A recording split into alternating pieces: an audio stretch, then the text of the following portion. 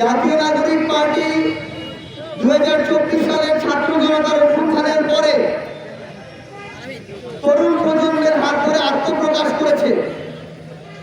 এখানে আমি উত্তরাঞ্চলের 32টি জেলার মুখ্য সংগঠক হিসেবে দায়িত্ব পালন করছি।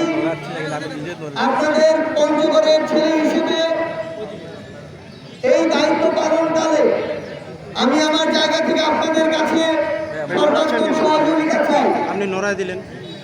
আপনাদের উদ্দেশ্যে বলতে চাই, বাংলাদেশে বিগত 53-54 বছরে আমরা অনেক ধরনের সরকার দেখেছি, অনেক ধরনের সরকার প্রধান দেখেছি, কিন্তু বিগত 16 বছরে খুনি শেখ হাসিনা স্বৈরাচারী হয়ে উঠতে উঠতে শেষ পর্যন্ত প্রায় 1,500 থেকে 2,000 জীবন কেড়ে নিয়ে ছাত্র জনতার অভ্যুত্থানের মুখে দেশ ছেড়ে পালিয়েছে।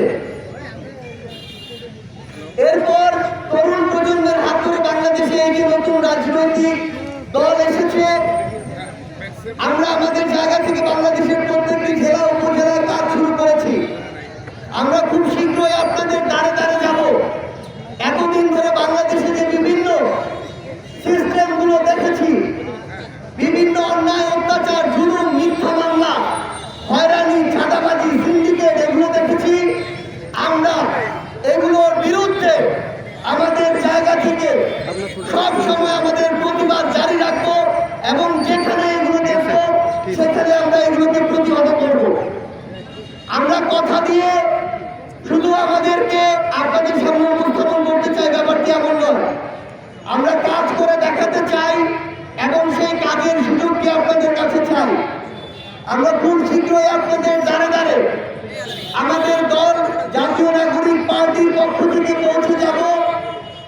আমরা বিশ্বাস করি আগামীর বাংলাদেশে যে নতুন বাংলাদেশ আসছে, এখানে দলের নাম দেখে কিংবা কোনো মার্কা দেখে কেউ আর ভোট দিবে না। কোন লোকটা কেমন, কে কেমন কাজ করছে, তার কথার সাথে কাজের মিল কেমন, এই জিনিসগুলো দেখে আগামীর বাংলাদেশে মানুষ বিভিন্ন মার্কা এবং দলে ভোট দিবে। এতদিন ধরে এই গণমানুষকে, সাধারণ মানুষকে নেতারা বিভিন্নভাবে ব্যবহার করেছে। তারা খালি ভোটের আগের দিন ভোট চাইতে চায় আর হাতে কিছু টাকা ধরা দেয়, আর ভোটটা শেষ হওয়ার পরে তারপরে একটা পিয়ন পদ, একটা ভিজিবি কার্ড, একটা বয়স্ক ভাতা কার্ড, যে কাজে তার কাছে যান না কেন, কাজ হওয়ার আগে তারা টাকার জন্য হাত পেতে বসে থাকে। এই নতুন বাংলাদেশে এগুলো আর হতে দেওয়া যাবে না। যে যে জায়গা থেকে জনপ্রতিনিধি হিসেবে কাজ না করে সাধারণ মানুষের কাছে লুটপাট করবে, তাদেরকে জনপ্রতিনিধি হিসেবে আর এই বাংলাদেশে মেনে নেওয়া যাবে না।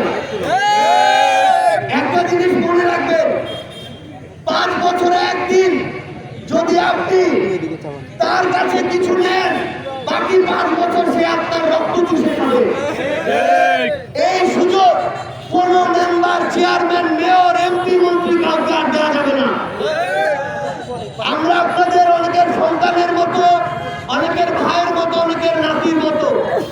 আমরা একটা কথা আপনাদেরকে বলি, আমরা ভুল করলে আমাদেরকে আপনারা শুধরে দিবেন। আমরা আপনাদের সেই কথাগুলো শুনতে সবসময় প্রস্তুত, কিন্তু আপনারা এইটুকু নিশ্চিত করবেন যে আমরা এখন থেকে আর কোন দলের, কোন মার্কার অন্ধ ভক্ত হব না। যদি আপনি অন্ধ ভক্ত হন, আপনার মূল্য আর কেউ দিবে না। মনে করবে কিছু দিলেও আছে, না দিলেও আছে, দেওয়ার দরকারটা কি, কথা শোনার দরকারটা কি। ওই দিন এখন আর নাই। যদি ওই দিন থাকতো তাহলে এত বড় আন্দোলনের মুখে হাসিনা দেশ ছেড়ে পালাইতো না। আপনারা মনে রাখবেন, আপনাদের সন্তানরা এখন তাদের অধিকার সম্পর্কে সচেতন। আপনাদের সন্তানরা এখন তাদের জায়গা থেকে যে কোনো অন্যায়ের বিরুদ্ধে প্রতিবাদ করতে সবসময় প্রস্তুত। আপনাদের সাথে আমার এই দেবীগঞ্জে যে লোকরা আছেন